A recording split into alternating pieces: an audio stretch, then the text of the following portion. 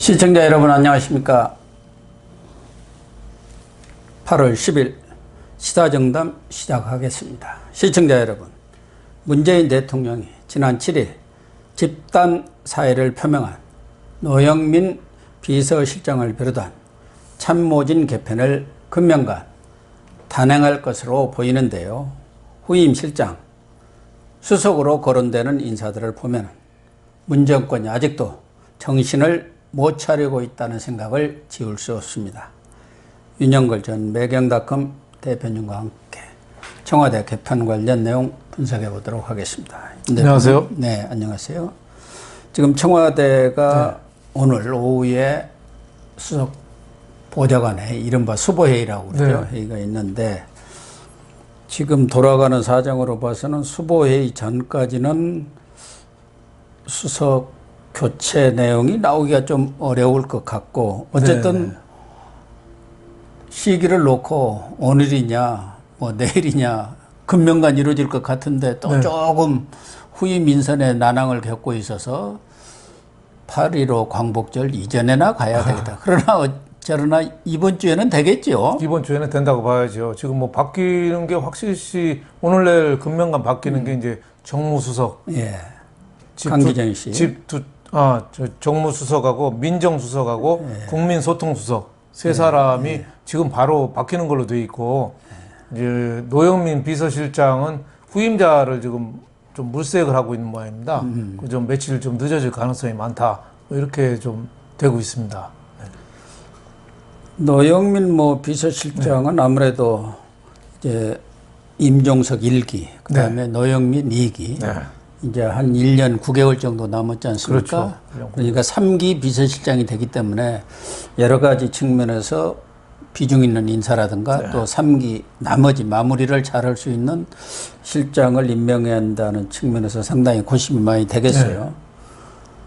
김조원이라든가 이런 사람은 알겠고 강기정 정무수석도 광주시장 또 출마를 준비한다니까 알겠는데 윤도환이는 왜 나가는 거예요? 그 사람 흔적이 있나요? 국민소통수석. 원래 MBC하고 무슨 관련이 있어갖고 MBC 출신 아닙니까? 이번에 그렇죠. 검찰 검언 유착 사건 그런데하고 연관이 또 있나요? 우리가 잘 모르는 게 하도 많아가지고. 그럴 수도 있겠죠. MBC에서 이번에 그 윤석열 검찰총장 그 측근인 한동훈 검사장이 그하고 채널A 이동재 기자가 관여하는데 MBC가 몰래카메라도 갖다 놓고 했잖아요. 그러니까 인도한 국민소통수석이 MBC 출신이니까 관련될 수도 있지만 문재인 정권이 그런 거 관련됐다고 사람 쫓는 사람은 아니죠. 오히려 그런 거 관련되면 더 잘했다고 격려 내지 승진시켜주는 사람인데. 아니 모르죠. 이 사람 또 어디 승진해갖고 장관 자리 하나 줄지 그건 몰라요. 그럴 수도 있겠지만 제가 보기에는 핵심은 민정수석하고 비서실장을 날리는 거고 부동산 고매대를 했잖아요. 그러니까 문재인이가 볼 때는 기가 막히잖아요. 둘이 사무실에서 삿대질하면서 싸웠다는 거예요. 그리고 문재인이가 그 보고를 받고 경로를 했다는 거 아닙니까? 그거 가지고 딱 2억 올려놔서 내놔서 안 팔려는 것 아니냐. 말하자면 파는 채만 한 것 아니냐고 이렇게 보고를 받은 모양이에요. 그렇죠. 할 말이 없죠. 그래서 그날 바로 노영민이가 대통령 만나고 나와서 일괄 사퇴하자 이렇게 끌고 갔다는 거 아닙니까? 그렇죠. 결국은 김정은이가 문제네. 그렇죠. 이 사람은 또 자기 부인 탓을 했대요. 그러니까 우리나라 남자들이 물론 옛날에 클린턴 대통령도 성추문 났을 때 부인 탓도 좀 했습니다만은 우리나라 남자들 좀 비겁한 게 짝이 없죠. 예? 나는 얼마 내놨는지는 주로 여자들이 마누라 가기 때문에 모른다. 정말 비겁하죠. 말이 되는 소리입니까? 말도 안 되는 소리죠. 우리 보통 사람들 수석이든 누구든 간에 집이라는 것은 자기가 어떻게 보면 재산 전체나 다름없는데 그렇죠. 그것을 아무리 부인이 이렇게 실무적인 일은 한다지만 남편하고 상의를 안 했다는 것은 말이 안 되는 소리예요. 빨리 팔아라 했으면 1억만 낮춰서 팔아봐요. 내일 당장 팔리지. 그러니까 이번에 국민소통수석 윤도한 국민소통수석이 잘리는 거는 왜 시장 보면 비싼 생선 요새 민어나 이런 거 팔 때 다른 거 싼 거 껴서 주잖아요. 너무 적으면은 그렇죠. 조금 예. 빈약해 보이니까, 빈약해 보이니까. 윤두환 그렇죠. 노영민하고 김조원을 날리면 게 핵심인데 그 두 사람 날리면 너무 부동산에만 초점이 되니까 옆에 짜투리들 좀 껴서 이렇게 하는 거 아니냐 이렇게 생각이 되는데, 그러니까 저는 노영민하고 김조원하고 사이가 나쁜 지는 오래됐대요. 예. 둘 다 공통점이 있거든요. 예. 같이 57년생입니다. 아, 그렇습니까? 네. 나이가 같나요? 네. 김조원이가 이제 머리가 좀 약간 벗겨져서 나이가 좀 많아 보이잖아요. 얼핏 보면. 얼핏 보면 나보다 훨씬 많이 들어 보이잖아요. 57년생 동갑이에요. 동갑인데 옛날에 또 구원이 있잖아요. 네. 예, 노영민이가 옛날에 2005년에 국회 산업자원위원장 할 때 그 카드 단말기인가 네, 뭐 시집 그 출판 기념회 한다면서 카드 단말기 갖다 놓고 거기서 그냥 끊어줬잖아요. 네. 근데 그때 김조원이가 민주당 당무감사원장 했어요. 그때 중징계해라.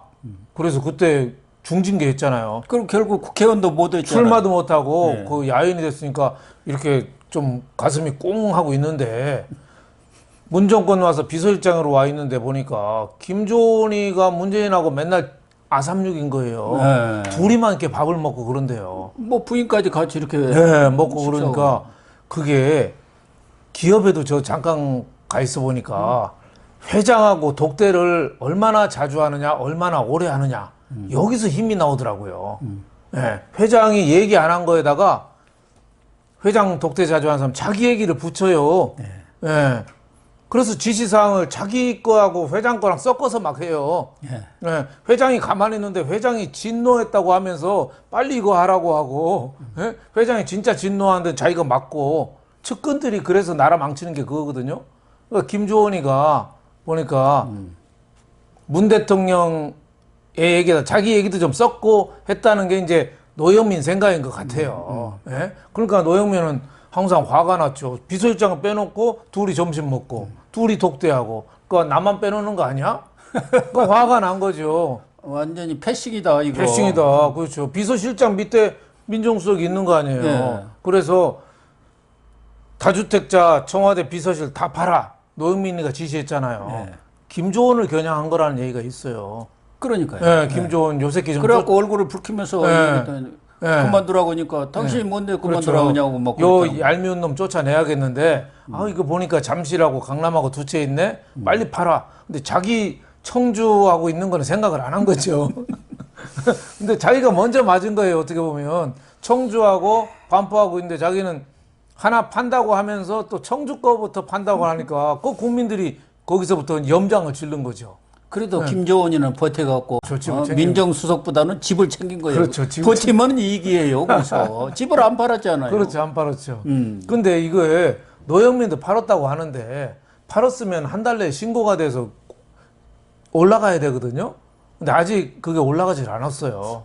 아마 제가 듣기로는 그것을 바로 그때 판 게 아니고 한 20일 이후에 팔았기 때문에 지금까지 그 한 달 내가 안 됐다고 그러더라고요. 8월 27일이 되어야 한 달이라고 하니까 좀 지켜볼 필요가 있지 않나. 그렇죠. 그러니까 아직 청와대에서도 완전히 팔았다고 확인은 안 해요. 그러니까 노영민도 아마 비싸게 내놓고 아직 매물로 있을 가능성은 상당히 있죠. 그거는 등기부 그 등본 갖고는 확인이 안 되는 부분입니다. 네, 그렇네요. 네. 어쨌든 이 김조원 민정수석 이 사람을 보면은 참 공직자로서의 어떤 사명감, 뭐 명예, 자존감 뭐 이런 게 있지 않습니까? 이런 게 전혀 없는 사람 같은 전혀 거예요. 없죠. 창피는 순간이고 이익은 영원하다. 그렇죠. 이문은 영원하다. 뭐 이런 생각을 가진 사람이. 그 항공 우주 산업 있을 때도 뭐 여러 가지 좀 뒷말이 좀 많았잖아요. 뒷말이 좀 많았어요. 거기가 뭐 투명하지 않은 조직이라고 그래가지고 뒷말이 계속 많았는데 또 발탁한 것도 이상하고, 또 항공 우주 산업 사장 가기 전에는 문재인이가 금감 원장 임명하려고 그랬잖아요. 예, 그렇죠. 금융 사실 잘 모르는데. 그러니까 옛날에 감사원 출신이고, 그 청와대, 문재인 청와대에 있을 때 같이 공직기강 비서관 했다는 거, 그 인연이죠. 어떻게 보면. 그러니까 문재인 인사 특징, 아는 사람 아니면 안 시킨다. 그리고 업무 능력과 상관없이 나한테 편한 사람만 시킨다. 이런 스타일의 인사가 빚은 청와대 인사에 저는 참사라고 봐요. 뭐 김정은이는 그렇다 하고 이제 가장 관심은 역시 비서실장 아니겠습니까? 네, 그렇죠. 아까도 얘기를 했지만 비서실장이 갖고 있는 비중이라든가 의미가 있는데 이 정권이 아직도 정신을 못 차렸다고 보는 것이 비서실장 후임으로 가장 유력하게 검토한 사람이 김현미라는 거예요. 국토부 장관. 진짜 어떻게 보면 이 정권에 뭐 코미디- 반성을 안 하고 뭐 절대 사과 안 하는 것은 좋지만 김현미를 시켜가지고 현재 부동산 정책을 그대로 밀고 가는 정면 돌파 작전을 펴려고 했다는 거예요. 근데 김현미 설을 은근히 에드벌런을 언론에다 띄웠어요. 어제 오후에 중앙일보 인터넷방. 그것도 강민석이가 대변이니까 그쪽에 흘렸는지 모르겠어요. 그렇겠죠. 근데 거기에 대한 반응이 어마어마하게 그냥 폭탄이 터지니까 우악 하고 걷어들였다. 지금 이게 정신 차린 사람이 지금 문재인 정권이 지금 부동산 때문에 거의 망할 지경이잖아요. 예? 그런데다가 그 주모자 어떻게 장본인 주범이 김현미잖아요. 예? 엉터리 같은 부동산 대책 알지도 못하고 엉터리 같이 그냥 막 밀어붙여서 임대인도 힘들고 임차인도 힘들고 모든 국민이 다 힘들어하는 이 부동산 대책을 23번째 잘못한 김현미를 또 승진시켜서 비서실장 갖다 놓는다. 저거 보기는 그건 국민적 저항에 직면하지 않나. 저항이 아니라 실성한 사람들 아닙니까? 실성한 사람들이죠. 네. 지금 뭐, 그 그린벨트 내에 푼다고 그래가지고, 지난 토요일 날, 일요일 날, 저 사는 동네도 보니까, 저 사는 동네가 그 민주당이 시장이거든요. 예.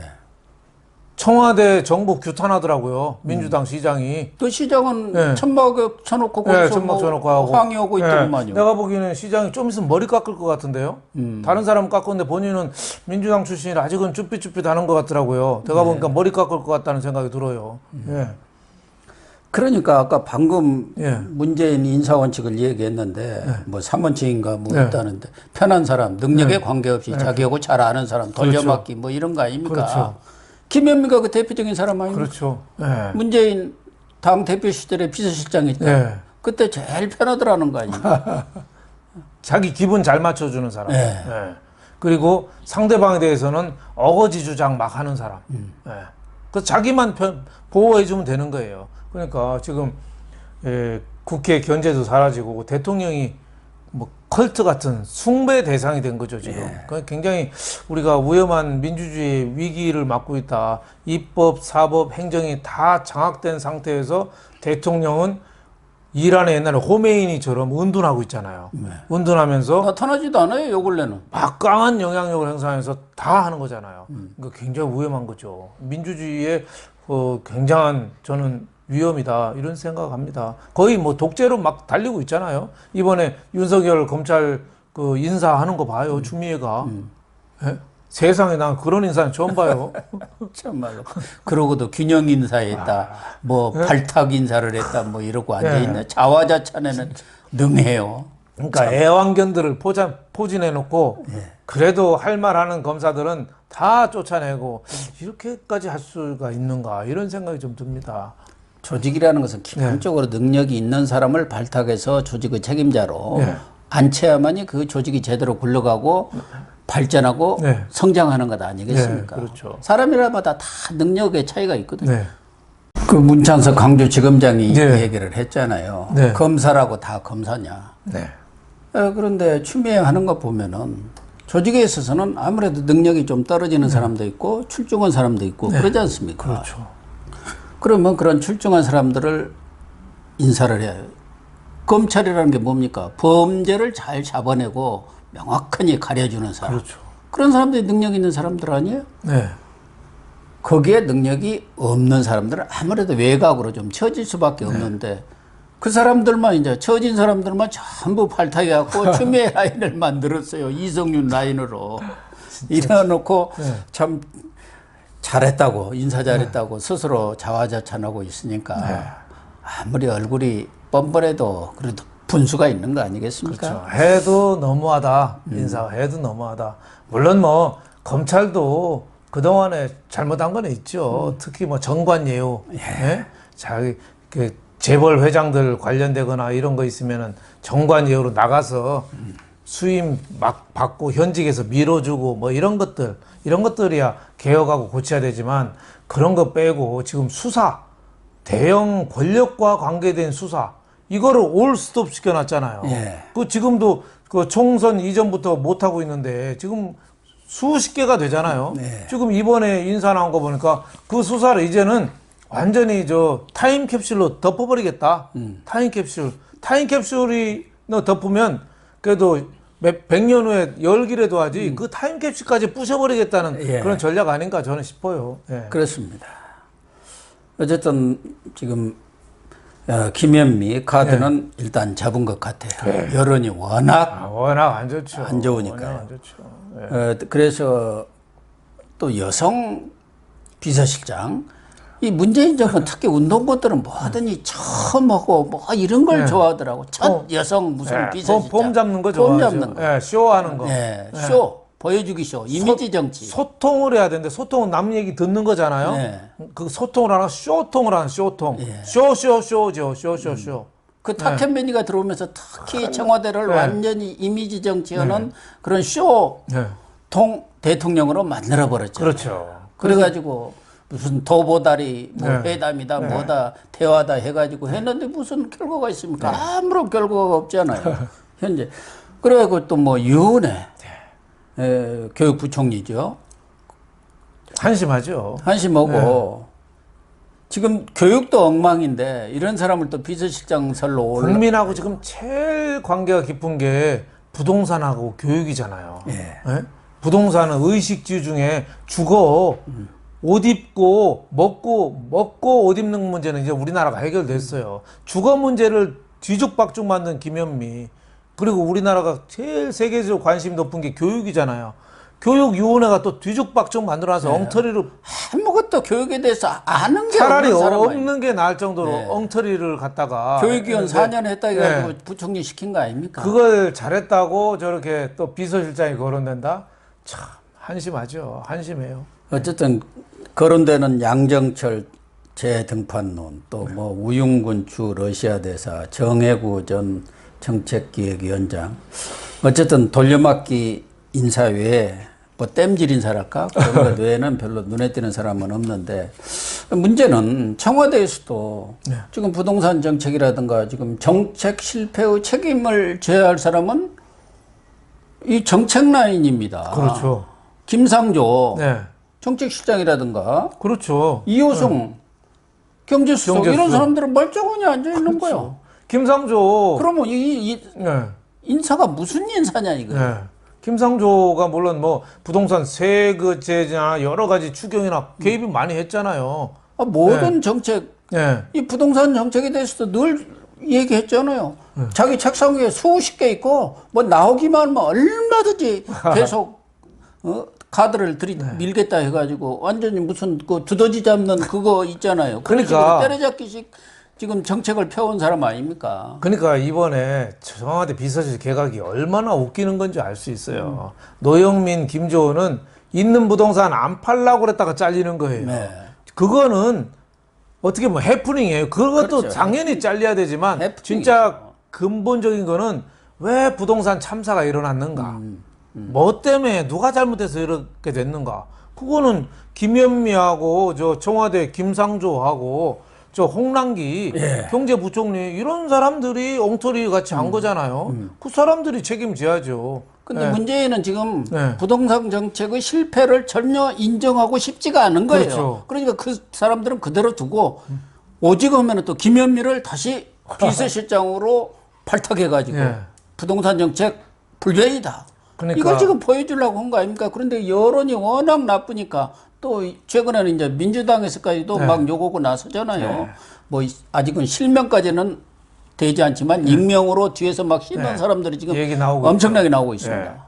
그래서 지금 부동산 관련 시위 현장에 제일 저는 이 눈에 들어오는 문구가 나라가 네 거냐. 장난 좀 그만 쳐라. 나라가 네 거냐. 추미애는 검찰이 자기 거라고 지금 생각하고 있고 자기 멋대로 인사를 했잖아요. 부동산 갖고도 지금 나라가 장난치고 있어요. 정부가. 안 되면 말고예요. 그래놓고 우리의 뜻은 나중에 그러겠죠. 뜻은 진짜 고결하고 순수했다. 근데 투기꾼 때문에 실패했다. 이렇게 얘기할 거예요. 아니죠. 저기 지금은 네. 박근혜 네. MB까지 올라갔는데 그 저 위로 올라갔고 태조화태로 조선조 태조화태로 올라가는 거냐? 왜 한양에다가 천도를 해가지고 이렇게 나라를 만들었느냐? 그렇죠. 그럴 것 같아요. 그렇죠. 이성계 태조 이성계 탓도 있고 또 그 이승만 대통령 탓도 있을 거예요. 아 그래요? 왜 우리나라가 시장주의를 택해가지고 미국하고 친하게 해서 이렇게 부동산 문제를 맡아놨냐? 우리가 소련하고 저 중공하고 그 체제를 도입했으면 부동산 문제가 안 생겼을 거 아니냐? 뭐 이런 발상도 할 수가 있는 거죠. 당군 할아버지가 왜 한 번도 이 좁은 데다 나라를 세워갖고 그랬느냐고 그런 거 아닐까요? 예, 아무리 나라가 커도 미국같이 우리나라가 땅덩어리가 커도 지금 같은 부동산 대책이 나오면 미국도 뒤집어집니다. 우리나라 사람들이 굉장히 순진한 거예요. 조선시대 때 500년간 버텨온 게 그거잖아요. 임진왜란, 병자호란 다 해도 나라가 유지된 게 우리나라 사람들이 잘 참아요. 저는 이 부동산 대책 하나만 봐도 진짜 분노하는 국민이라면 벌써 정권이 뒤집어졌다고 봅니다. 네. 뭐 어쨌든 청와대 개편이 비서실장과 참모들을 일시에 개편하는 쪽으로 잡힐지 아니면은 몇몇 수석들을 먼저 교체를 하고 비서실장은 좀 더 심사숙고해서 인사를 할지는 좀 지켜봐야 할 것 같은데 가장 중요한 것은 말씀하신 대로 대통령을 비롯해서 청와대 이 핵심에 있는 집권 세력들이 반성을 좀 해야 하거든요. 잘못한 것은 잘못한 것대로 인정을 하고 이건 잘못됐습니다 하고 국민들한테 솔직히 인정을 그거가 이제 가장 먼저 선결이 이루어져요. 그러고 뭐 인사 좀 해가지고 뭐 국면 전환이 됩니까? 쇄신이 되겠어요? 안 되잖아요. 그렇죠. 그게 하나가 있고 또 하나는 정책 기조를 잘못됐으면 그걸 바꿔야 되는 거 아닙니까? 탈원전이 잘못됐다 하면은 그걸 바꿔야 하는데 그걸 어거지로 지금 밀고 가고 있잖아요. 그렇죠. 그런 것처럼 이런 것이 선행이 되어야 그렇죠. 인사를 하든 뭐를 하든 해도 효과가 있고 국민들도 납득이 되지 않겠어요? 그렇죠. 고 박사님 지적이 참 저는 옳다고 봐요. 지금 뭐 부동산 논란이 있지만은 부동산 논란은 어떻게 보면 껍데기에 드러난 거고 문재인 정권에 들어와서부터 시작한 탈원전이라든지 소득주도 성장이라든지 뭐 북한 관계 퍼주기라든지 모든 게 다 과거를 뒤집고 편가르기, 나누기, 그리고 적폐 세력 몰아치기 이런 쪽으로 모든 걸 다 하다 보니까 이게 뒤죽박죽 된 거 아니냐. 그래서 부동산은 저는 껍데기로 나타난 거다 이렇게 봐요. 예, 근본적인 문제는 문재인 정권이 이 나라를 자유시장주의가 아니라 엉뚱한 쪽으로 끌고 가고 하려는 그런 의도가 있는 거 아닌가. 저는 이런 생각을 좀 많이 합니다. 네, 시청자 여러분. 방금 윤 대표님 말씀하신 대로 정말 문재인 정권이 우리나라를 자유민주주의, 시장경제가 아닌 또 다른 어떤 정치제재로 바꾸려는 것 아닌가 하는 의구심들을 많은 분들이 갖고 있는 것이 더 큰 문제이지 않겠나 그런 생각이 됩니다. 그러한 생각 자체를 바꾸지 않는 한 정책을 바꾸고 사람을 바꾸고 백날 한들 돌아옴이 다불이 될 것이다. 저는 그렇게 생각하고요. 이번 청와대 개편 이어서 또 내각 개편에 문재인 대통령이 이러한 국민들의 뜻을 좀 잘 반영해 주길 바랍니다. 시청해 주셔서 감사합니다.